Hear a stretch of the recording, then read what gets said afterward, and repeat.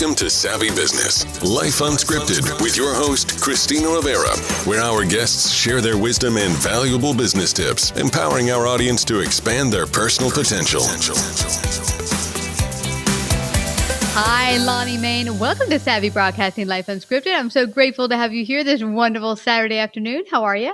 I'm doing fantastic, Christina. Great to be with you. Absolutely great to be with you.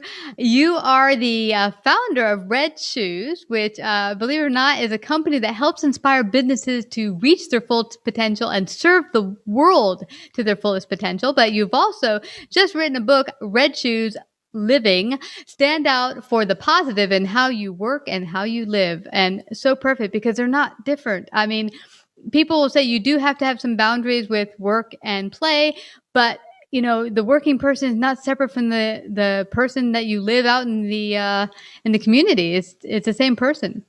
That's right. In fact, to your point, we talk about having a consistent voice, both in your professional life as well as in your personal life, being the same person in both of those hemispheres, if you will. Yeah. And now let's talk about that, because the one word I hear thrown about, like overused a million times, is authenticity. Yeah. And I don't know if some people are like, oh, how do I be that authentic? That will it be rejected? Can I stand out? Can I be myself? Will it be accepted?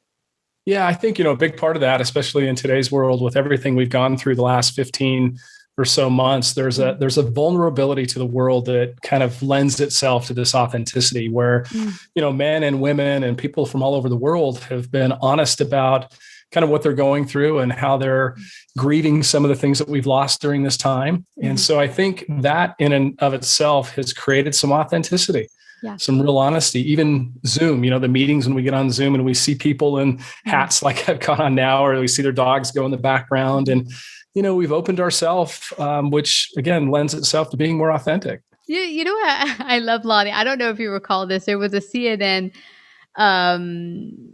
news thing where this guy was giving, I think, an economic review of something, and I just happened to tune in, and in the middle of it, this little baby started on one of those little walking roller things, came up behind him, and it was hysterical because he didn't notice, and he kept blah, blah, blah, blah, blah. And then this woman was like crawling on the floor trying to pull the baby out. And I swear, I don't think anyone heard a thing he said. But that was before COVID, when people were like, oh, wow, But, then it became so much more real during, Zoom and the COVID being locked down, because now it's like, okay, stuff is going to happen. There's going to be a wife running by or kids flailing about, and it's normal. And what I loved is seeing people for people. Now people didn't seem so out there. They seem like real people, even your customers. Yeah. And one of the things we talk about, it's a great point you make, but we talk about just humanizing business, and again, with everything we've gone through, we've humanized ourselves much more. And for years and years in business, part of Red Shoes was seeing the human first and then the title of somebody second, or even taking the ego, which we all need. We all need an ego to do our jobs and be great at what we do. But sometimes we have to put the ego aside just to be, the great human beings that we are. And for people to connect with a human being, one thing I found, this is when I first started my business, I would look on social media and be like, I can never match up. Those people are so amazing. Look at them online. And then my friend's like, no, that's all facade. They got their own stuff going on. Maybe a broken marriage, maybe some kid problems, who knows, health issues. But the thing is, no one's perfect. Everyone has their own stuff they're working on. And now, as you said, things are becoming more humanized. People are realizing, okay, you're a human being. I can relate to you. Yeah. And I think when we do that, we connect at a level that, where we can get really great work done and we can come to the table as equals and work on common problems and common challenges and support each other. And that's really the key. And that's one of the reasons why we put Red Shoes together. You bring up another point. One of the pillars of Red Shoes is knowing that everybody has a story. And, if you and I had even more time to connect today, I would learn more about your story and you would learn more about mine. And through those stories, we know how to inspire and support each other and become each other's advocates. And that's how we rise. That's how we grow, both in business and in life. Yeah. Yeah. I love that. We started a new live stream called Unleash Your Story. And because it doesn't matter if you have a rockin' business that is millions of dollars or you're a housewife or whatever it is, everyone has stories that other people can learn from and grow from. And we thought that would be a wonderful new way for people to learn, not just from business stories, but also just personal stories, human stories. And so what I love today about what we're going to really go deep dive on is how respect and kindness can inspire people to work at their highest level. Yeah. And sometimes respect can be left on the table and they don't focus on how can we speak to our client, our coworkers, our employees or whatever in a more respectful, kind manner to instill that ever-growing potential of our whoever we work with, our customers, our employees. Yes, that's right. I mean, some of the most fiercely competitive people I know in business are also the most kind and respectful people. They, the common thing there is they tend to be very grateful human beings. So they create space for people to be the best version of themselves. And then they hold them accountable. They hold them accountable, to being that best version, but they put kindness and respect in there with accountability. And when you do that, people want to run through walls for you. They want to perform for you. I can look at somebody like the actor, The Rock, Dwayne Johnson. He's fiercely competitive. He outworks everybody. He demands a lot of his team, holds them accountable, gets up early, in the morning to work out and get ready. But he's one of the most kind and respectful individuals in Hollywood. Satya, the CEO from Microsoft, he's put empathy at the center of everything he does. He's a commanding leader, leads this, amazing and huge organization, but he's put empathy and kindness and respect at the center of everything that he does. So I think, when you do that, it creates space for people to step in and also be respectful back and be kind back. And then you don't want to let somebody that treats you that way down. Yeah. You want to do everything for them. Yeah. I love that you say they'll run through walls because one such boss I had many years ago did just that. I had some issues that I need to work on. I used to dress like very young. I would glittering eyeshadow on. I dressed really funky, but I was in a corporate environment and I wanted to move up to management. I'd let that be known. So he said to me one day, listen, your glittering eyeshadow and those cute little outfits that look like you're 14 are just not going to hack it in the corporate world. If you want to move up to a corporate position, you have to start looking the part. And I was horrified that I look like that. And the way he said, I burst out crying. But he said, no, you're a diamond in the rough. I believe in you. You just have to change. If you want to be this person, you have to step in it and be it and embody it. And do you know, he really, really, really inspired me. That night I went to Macy's, picked up 2 suits, a briefcase, walked in the next day, and everyone said, did she get a raise? I love that. Well, you just said something that's profound. When you treat people with kindness and respect, and you, like your boss did with you, when you say to somebody, I believe in you, that is a level of kindness and respect. And believing in somebody and their humanness and who they are and their potential is one of the best things that you can possibly do.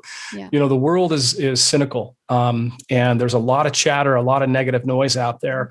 And as individuals, if we let all that stuff kind of get to us, it beats us down a little bit until somebody comes in and says, hold on, I respect you, and they're being kind, and they say, I believe in you, and that's one of the things I think that's great about leadership is when people do that and they mean it. There's that authenticity, that vulnerability, that you had in that moment. So let's go there. Vulnerability. It's interesting how so many people are scared to go there. And I recall very early on, I was sharing in my business a blog where I would share mistakes made in business and what I learned from those mistakes. My friend's like, no, take it down. You're never going to get clients. And I'm like, well, I don't know about that. People seem to like it. I got 20,000 hits last week. Right. But, that's, I think people feel like if I fail and people see me fail, like we talked about before the interview, the persona you put on the social media that makes you look so glorious. I only never fail. People can't relate to that. It's not real. No. And I will tell you that, and you see that, you see that a lot. I think those that are out there on the social stratosphere, if you will, or even those in business that can be hard charging and commanding and be a leader, but then also come back and, from time to time, just say, I'm having a bad day. and it's not a great day, and maybe it's a personal situation that's happening or a professional, it humanizes people in the way, again, where you really connect with them and you want to follow them because you recognize in yourself, those are the kind of days that you have. I posted something on Instagram today that talked a little bit about hope. That word hope, the last 15 plus months has been a really big thing. And just people, keeping hope and understanding that regardless of what they're going through, even if they're vulnerable, even if they mess up, tomorrow's a new day, the sun's going to shine again. We get another chance at this thing, but don't lose hope. And I am hearing men and women talk more openly about their challenges and kind of the vulnerability and the things that are happening in their personal lives and professional lives than I've ever heard before. And I think that's critically important to kind of baseline us as a human race. So now, post-pandemic, if you will, or kind of going into this new world, we know where we need to go based on where we have been. And so I think there's a lot of really great work going on that way. Yeah, I totally agree with you. And now, from a standpoint of the non-illusion facade that we had in the past of what business has to look like and being as a person in public, now you can be real, authentic, and I screw up sometimes. Okay. Now we know we can go forward and really grow because now we're not putting on this facade of illusion and these masks. Now we can, okay, so your makeup looks a little messed up today. So what? Let's go on. Yeah.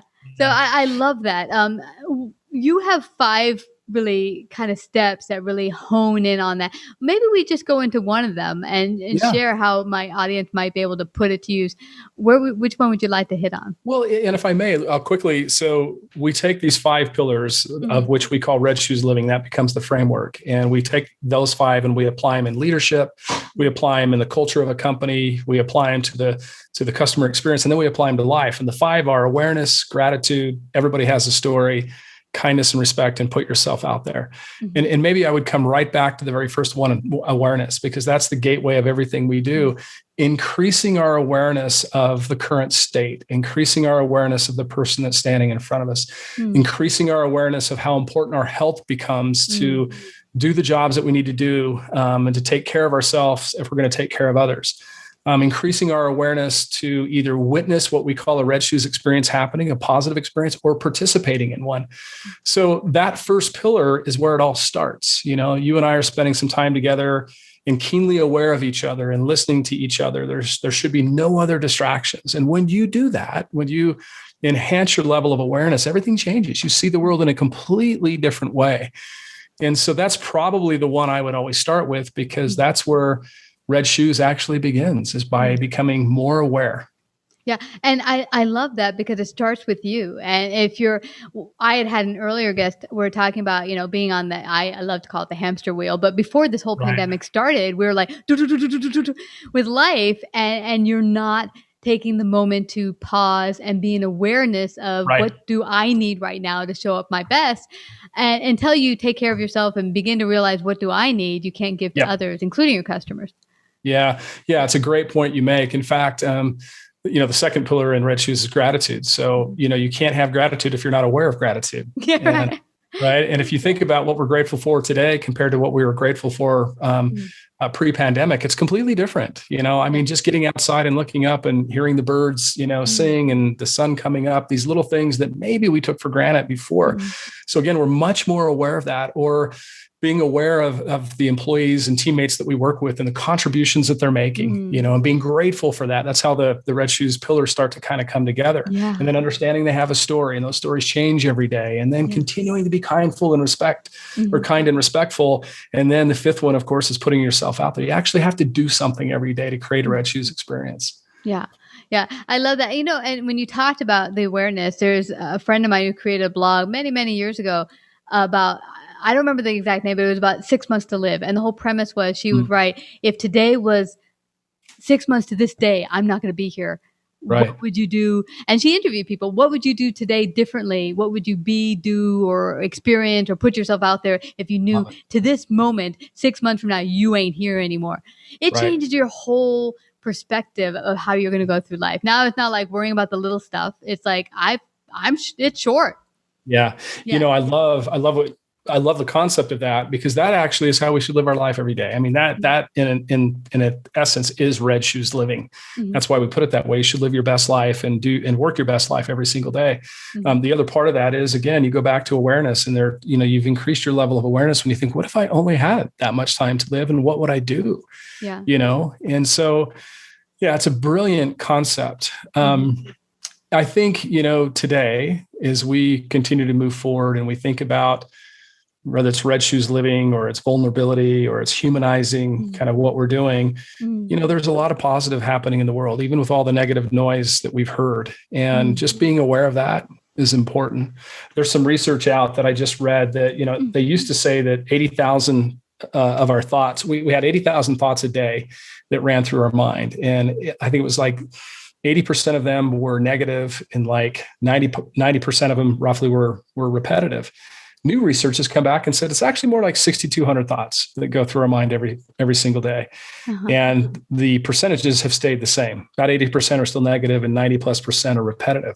So if you think about the power of mindset and what we think about, and quieting all the negative noise and negative news and everything we see, and really focus and be aware and grateful for the positive things that are going on in the world, it starts to shift your mind. You become more grateful. You become more open. You become more vulnerable, because you're recognizing not everything is doom and gloom. Yeah. And I think that's really important in society today. Yeah, it certainly is. I mean, I know I've come across some wonderful people doing great things. Even on YouTube, I've met this one guy all the way out in Norway doing some fabulous things, and I always wanted to visit there. So yeah, and you can be part of that, adding to that wonderful thing. I found, just maybe not watching the news sometimes. Good idea. Yeah. It's like I used to say, hey, interestingly enough, I think it's about 30, 40 years ago, it was O.J. Simpson case, was like droning on about the same facts over and over again. I was like, stop.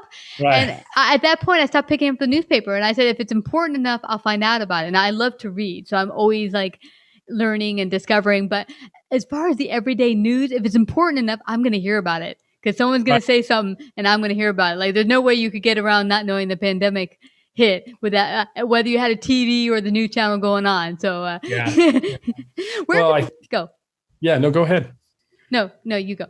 Well, I was just going to say, I think it's perspective too. One person sees the rain, another person sees water that's, growing their flowers and plants and everything. And I think it's more important today than ever to have enough awareness to keep positive perspective. Yeah. Not everything is great, and we're perfectly imperfect, and we're going to have bad days, but hopefully we have more good days than not. Yeah. On the pillar of gratitude, some of the research that we've done, a lot of the successful people that we've worked with, whether it's in business or it's in sports or it's in politics, one of the most common traits is gratitude. They're grateful human beings. They're grateful for what they have, who they are, the people that work with them, everything around them. And that tends to make you more open as an individual. And so opportunities can kind of step in, people can kind of step in. There's a vulnerability to it, as opposed to somebody that's ungrateful and maybe cynical, and their world becomes small and they wonder why nobody steps into that space, because they haven't created the space, because they're ungrateful. And so I think that that's another thing as we look out into the world today and we look at leaders, is that we're grateful human beings. Those that are not grateful probably have a story that has impacted them and affected them that way. But most of the great people that we work with are incredibly grateful human beings. Yeah. And, Lonnie, that's interesting, because some of the greatest leaders I've worked with, they're almost overly optimistic. It's like they're always positive. And it's like, okay, this isn't working. Boom. What do we do to make it work? It's not like, okay, this has failed. All right, boom, let's make it unfail. And some people are like, well, come on, you're not looking at it realistically. It's like, well, looking at it negatively, or we could just turn it into lemonade. Well, I've got a great story for you. I think that, your listeners will appreciate.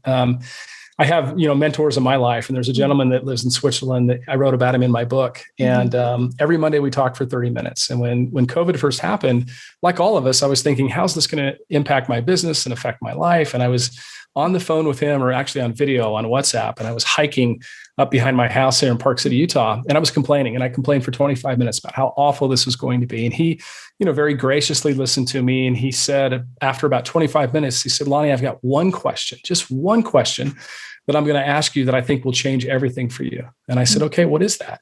And he said, what does this open up for you in relation to COVID?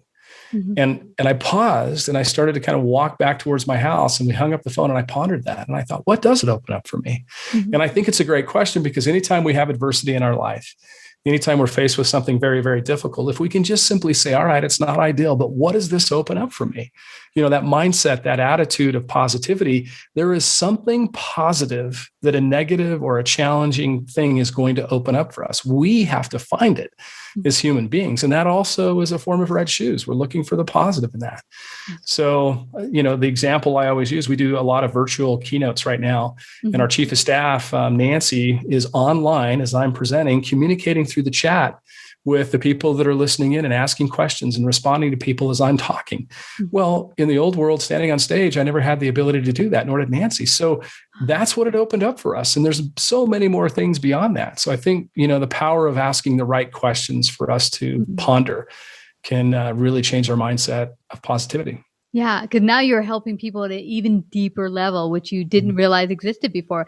This has been fabulous chat. I don't want anyone to leave without finding out how they can get their very own copy of Red Shoes Living. How do they do that? Yes, please. It's on Amazon.com. You can also go to our website, and it's what I would call an airplane read. We try to make it consumable. If you were flying from LA to California, you could consume it.